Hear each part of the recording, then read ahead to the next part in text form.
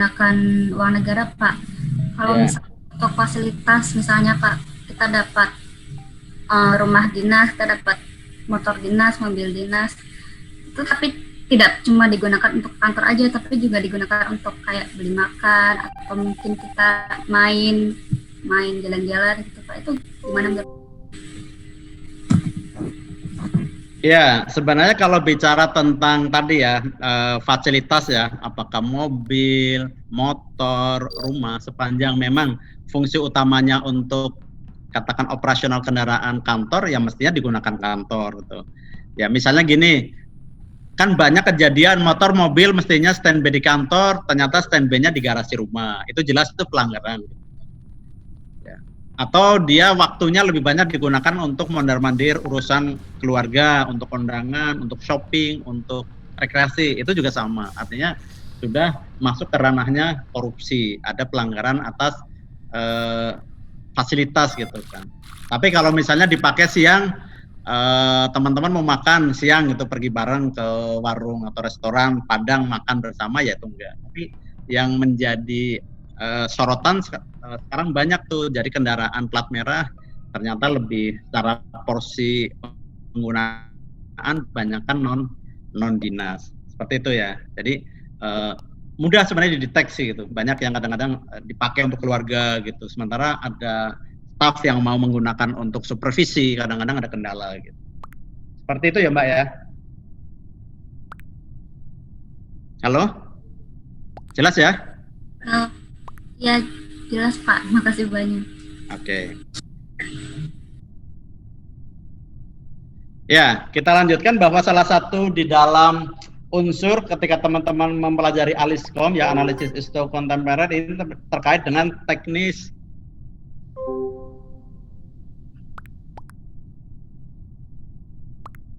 Oh ini Habib kenapa dia angkat tangan? Pak izin bertanya boleh Pak masih? Oh iya boleh. Yang Ya memang disuruh tanya. Oh ya. Ya Mas Habib. Yang tadi Pak tentang proxy war.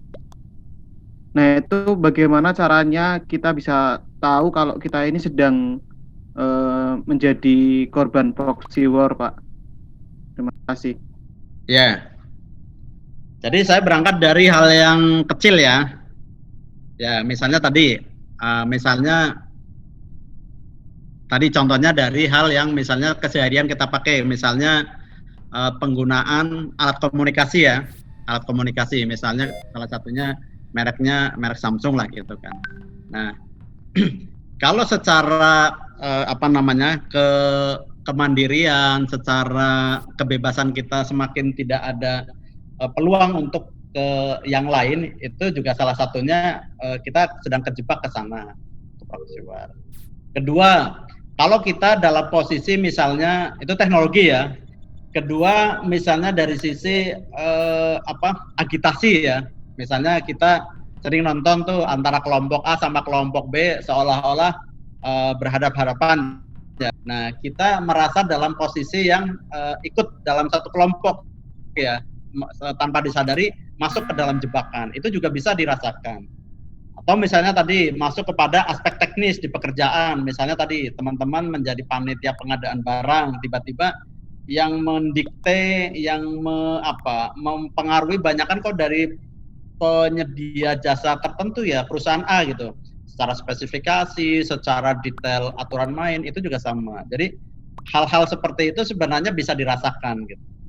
Artinya tidak harus yang sifatnya global ya, seperti yang sekarang kan sering terjadi konflik beralasan etnis, konflik beralasan agama, konflik beralasan ya kebinekaan dan sebagainya gitu, atau ideologi dan sebagainya. Itu sebenarnya sudah, tapi dalam hal yang teknis tadi di kecil area misalnya tadi mengenai pengadaan barang itu bisa kelihatan tuh.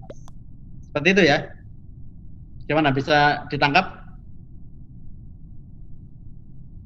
Iya Pak, terima kasih Pak. Ya, oke.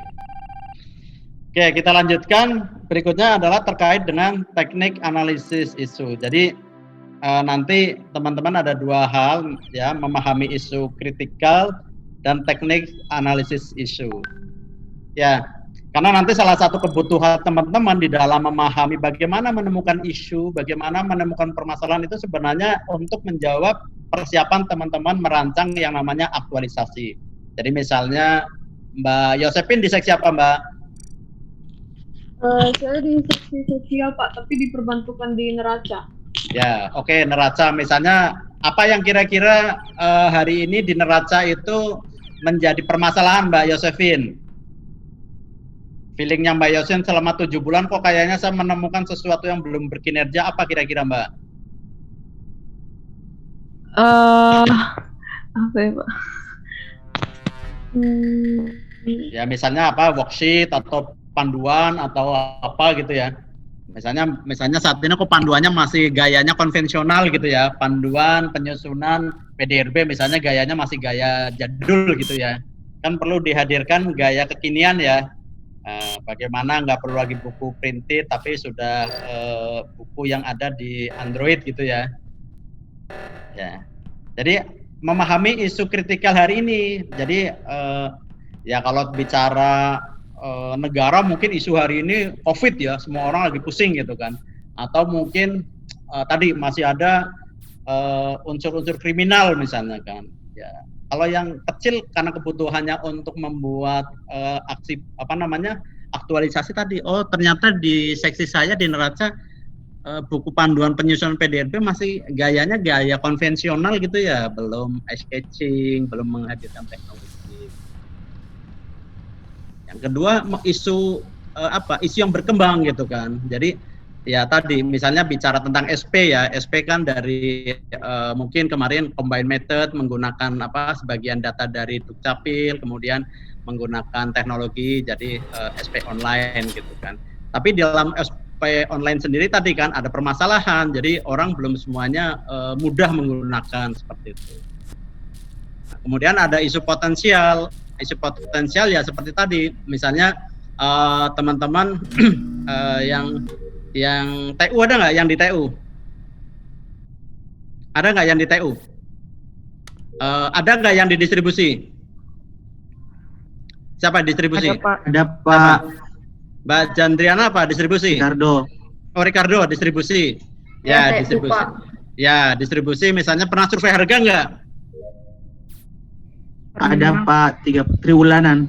Ya jadi isu potensial misalkan tadi orang lebih tidak aware ya, tidak peduli misalnya harganya kebanyakan flat kan, mestinya ada perubahan harga naik atau turun, tapi karena tidak punya awareness, tidak punya kefahaman konsep definisi, ada isu potensial tadi. Jadi kesalahan-kesalahan yang muncul karena tanpa disadari tadi, padahal mestinya harga bawang merah mestinya naik nih, kok tiba-tiba malah stabil terus gitu.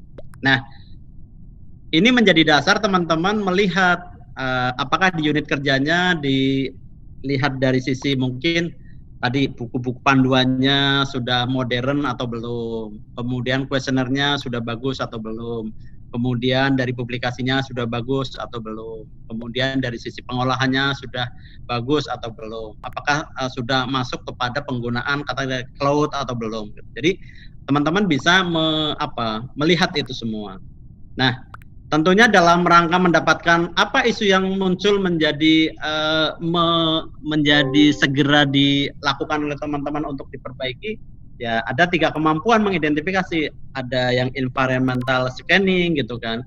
Jadi melihat oh ternyata setelah saya lihat-lihat memang buku panduannya belum bagus nih, perlu dimodernkan, perlu digitalkan.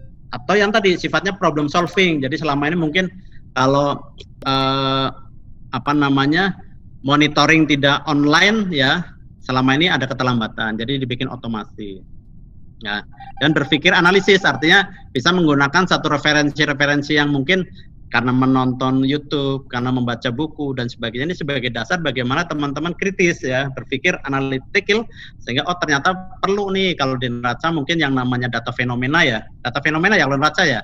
Oh ternyata memang tidak harus dikumpulkan secara parsial tapi harus diintegrasikan dengan data fenomena yang lain. Nah itu adalah menjadi dasar penting ya di analisis isu kontemporer ini, bagaimana teman-teman mampu mengidentifikasi isu ya, soal bagaimana isu itu muncul nanti tentu teman-teman sendirilah yang paham gitu. Nah, jadi kalau isu global banyak, tapi saya mencoba menarik ke bawah bagaimana isu aktual ini memang muncul dari problematik yang ada di unit teman-teman. Ya, tekniknya tadi bagaimana melihat isu itu, pertama melihat dari sisi kriterianya ya. Ya, isu itu harus aktual ya. Aktual artinya memang sedang hot issue ya, menjadi trending issue gitu kan. Hari ini orang bicaranya apa ya? Oh, ternyata memang sudah nggak lagi asik namanya publikasi yang tebal, publikasinya harus tipis gitu kan. Tidak asik lagi yang namanya pengolahan dengan menggunakan pengolahan yang terpisah tapi harus terintegrasi gitu. Problematik ya, memang kalau ini nggak diselesaikan menjadi problem kan, menjadi permasalahan yang menggelembung menjadi problem yang besar. Kemudian ya tadi ada kekhalayakan, jadi memang ya menyangkut hajat hidup orang banyak. Jadi kalau teman-teman misalnya buku panduannya masih jelek gitu ya, itu kan berdampak kepada ya petugas yang di lapangan, kemudian petugas yang ngedit dan sebagainya. Jadi seperti itu. Kelayakan artinya tadi kalau memang isu yang diangkat oleh teman ya layak diangkat gitu kan. Jadi memang secara spesifik layak untuk dijadikan sebagai terobosan kreatif untuk membantu atau meningkatkan kinerja di unit kerja. Nah, nanti tinggal dilihat misalnya seperti seberapa besar sih urgennya harus diselesaikan, seberapa seriousness-nya ya, artinya kalau ini nggak diselesaikan berdampak seperti growth. Jadi seberapa cepat nih pengaruh tumbuh menjadi berdampak negatif gitu.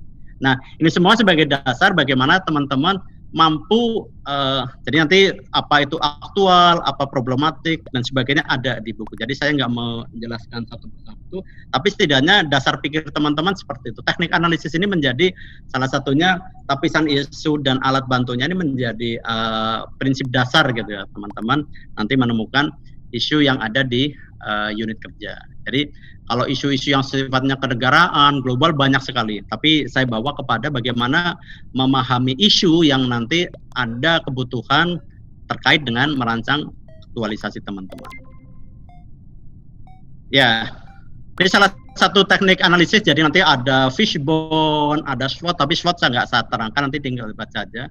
Cuman saya mungkin lebih kepada hal yang sifatnya substansi ya, mendesak untuk disampaikan. Jadi kalau fishbone ini memang biasa dipakai untuk teman-teman latsar, tapi kalau SWOT biasanya umumnya di PIM ya. Ya, artinya mungkin teman-teman sudah paham lah bagaimana cause effect diagram, jadi sebab akibat itu. Oh, karena apa sih petugas menjadi tidak benar mencatatnya misalnya, mendatanya. Oh, ternyata buku panduannya gitu kan, nanti bisa dilihat dari metode, bisa dilihat dari orang, bisa dilihat dari mesin, bisa dilihat dari material. Jadi misalnya tadi ya, akibat dari tadi mungkin pedomannya belum bagus ya, sehingga problemnya apa, datanya tidak akurat ya kan, data harga perdesaan tidak akurat. Kenapa tidak akurat? Ya tadi ternyata dari sisi misalnya materialnya ya, materialnya buku pedomannya misalnya masih tidak mudah dipahami oleh petugas. Atau misalnya kenapa orang tidak senang mengakses publikasi BPS? Oh, ternyata dari sisi materialnya tadi kemasannya tidak eye-catching, kemasannya tidak menarik dan sebagainya. Nah, ini nanti menjadi salah satu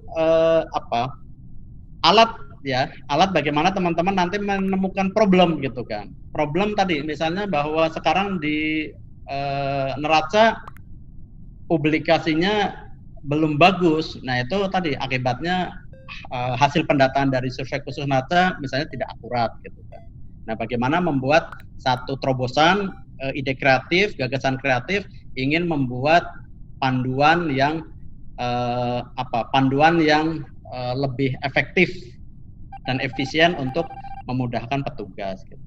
Atau monitoringnya selama ini tidak akurat, jadi selalu lambat karena selalu dibuat manual ya, selalu tidak tepat waktu. Nah, mungkin teman-teman bagaimana membuat monitoring dengan menggunakan misalnya Google Form gitu kan, atau Google Calendar gitu. Jadi nanti bahasanya sudah menggunakan sarana cloud gitu ya, seperti itu. Nah, Ini hal yang secara substansi nanti menjadi kebutuhan buat teman-teman selain melihat lingkup yang global, yang nasional, yang regional maupun yang lingkup-lingkup unit kerja maupun individu, ini menjadi saling menguatkan. Ada benang merah yang terhubung gitu. Jadi kalau bicara data berkualitas pasti nggak lepas dari aspek lapangan kan, nggak mungkin bicara data berkualitas kita mengabaikan instrumen, bisa buku pedoman, bisa kuesioner, bisa kriteria petugas misalnya seperti itu. Mas Billy, halo Mas Billy. Ya halo Pak. Mas Billy, sudah pernah kan ya belajar ini fishbone? Halo? Ya halo Pak, sudah Pak. Oke, sampai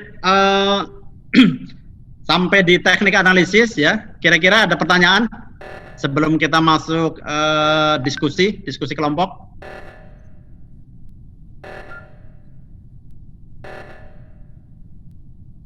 Mbak Sanen, ada pertanyaan? Tidak, Pak. Terima kasih. Nggak ada ya? Oke. Mas Briandika, ada pertanyaan? Sementara belum, Mbak. Oke, Pamungkas?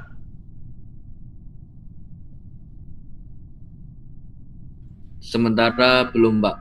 Belum. Oke, kalau ini Freddy kemana? Freddy nggak ada wajahnya nih.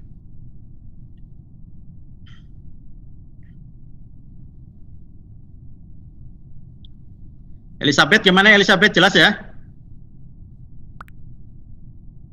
Halo Elizabeth, dengar saya? Mana suara kamu? Dengar Pak. Gimana, jelas ya? Hah? Jelas Pak. Ya jelas. Oke.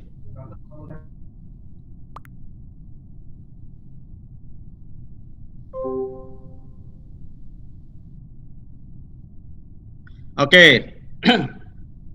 Jadi itu teman-teman ya yang menjadi nanti tinggal yang detailnya ada di modul. Jadi saya nggak menjelaskan hal yang sifatnya contoh-contoh di luar negeri ya. Nanti dibaca aja kasus-kasus yang apakah menyangkut Watergate, menyangkut tentang misalnya tadi proxy war antara negara ini dengannya, silakan dibaca aja. Tapi saya bagaimana teman-teman menemukan yang namanya problem global, problem nasional, regional maupun program yang sifatnya ada di individu maupun unit kerja, sehingga pemahaman yang sifatnya kontemporer, kemudian kontemporer apa sih?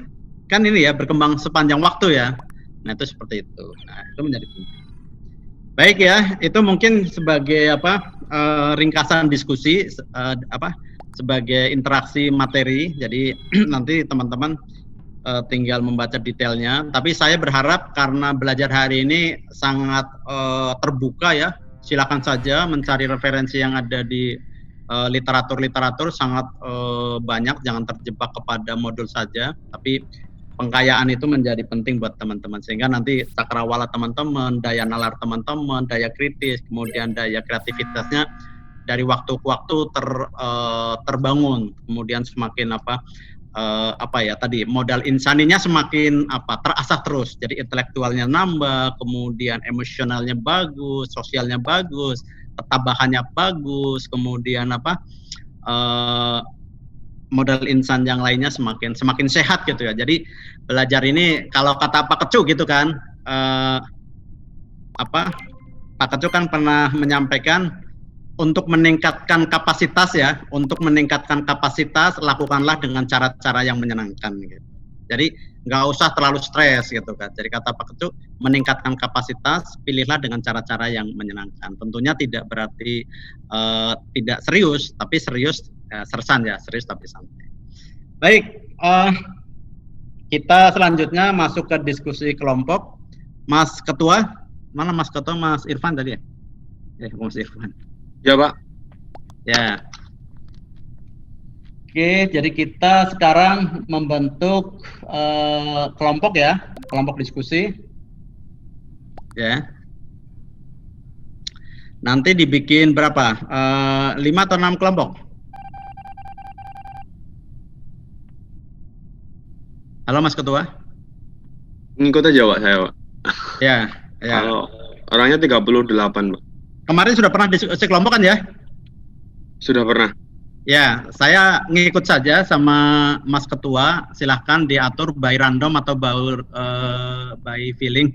Pokoknya dibentuk sebanyak kelompok. Intinya gini, aturan mainnya, ya silahkan di grouping, breakout sebanyak kelompok yang seperti kemarin. Nah nanti aturan mainnya, setiap kelompok nanti ada instruksi saya. Pertama, setiap kelompok mencari isu ya, mencari isu yang ya menjadi hot isu lah hari ini. Terserah mau isu. Jadi saya nggak membatasi, boleh isu yang internasional tentang COVID atau COVID nasional atau isu terkait dengan lokal BPS, misalnya SP dan sebagainya. Jadi saya ingin melihat seberapa sih kreativitas teman-teman. Oke. Dari isu yang ada itu, kira-kira nanti yang pertama isu ya, apa sih kira-kira isunya gitu. Nah, terus yang kedua,